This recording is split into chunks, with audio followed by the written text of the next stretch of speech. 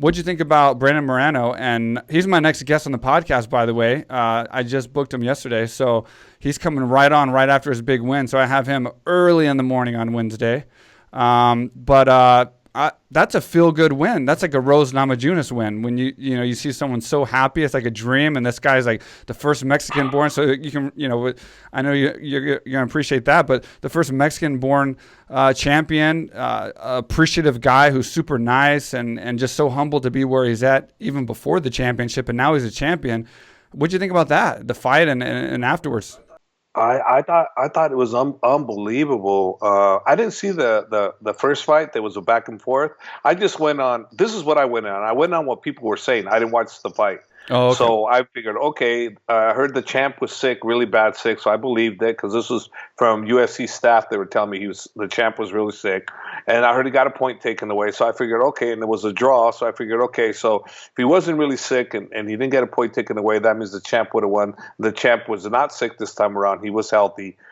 But, it's funny because when the fight started, I told one of my friends, I said, hey, this Brandon Moreno is doing incredible. The way he's going, after the first round, I texted her and I said, I think he's going to win. He's looking really, really good. And the champion was not. The champion wasn't doing anything. So just to catch up with you real fast, because you didn't see the first fight, but you saw this one, UFC 263. I saw this one. Okay. I thought you said you didn't see this one. Okay. No, I didn't see the last one. Okay. So I didn't know what to gauge it on.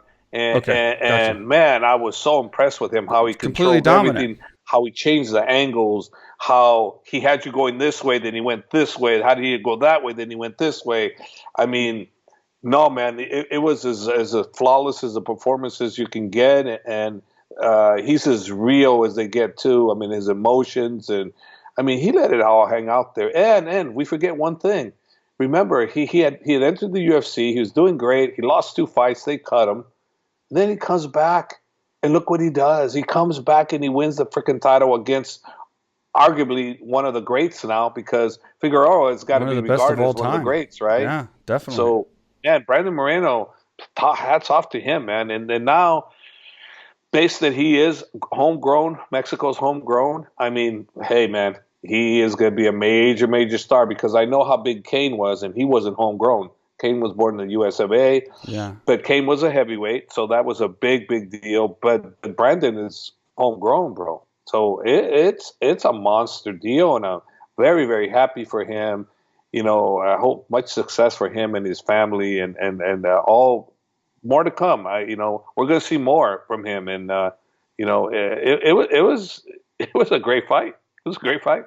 No, I take it back. It wasn't a great fight. Was a one-sided fight. Yeah. It was a one-sided fight. Great for Moreno. Let me ask you, just for your experience from Kane and having Kane be a Mexican representative, though he wasn't a Mexican-born fighter, how big is this going to be for him in Mexico? Is he going to just be just a hero of Mexico? I mean, because you've been there so many times and you've seen the response that Kane has gotten. I mean, I would have to assume that Moreno is going to just become a gigantic star in Mexico from this. Yes. Gigantic star. When I went with Kane, that people would come up from their businesses to get pictures with him. I mean, Kane was one of the biggest stars they had over there. Yeah. There was a point there where Kane and Canelo were like neck to neck, neck to neck as far as popularity, from what I was told there. But being there with Kane, I know he was popular because he got swarmed everywhere. We had to have police with us at all times when he was there because we get swarmed. But, I don't know about now how it is, but I knew how it was then. And, Kane was a monster star. I asked some of my friends, they say he still is a star. Not a monster star, but he still is a star in Mexico. So, I mean, you can't ever forget your first, Hispanic, a Mexican heavyweight champion in any sport. Kane was the first one. Now we have 2, okay, because we got Andy Ruiz. He won against Joshua. So now there's 2 heavyweights. But Kane was the first. Yeah.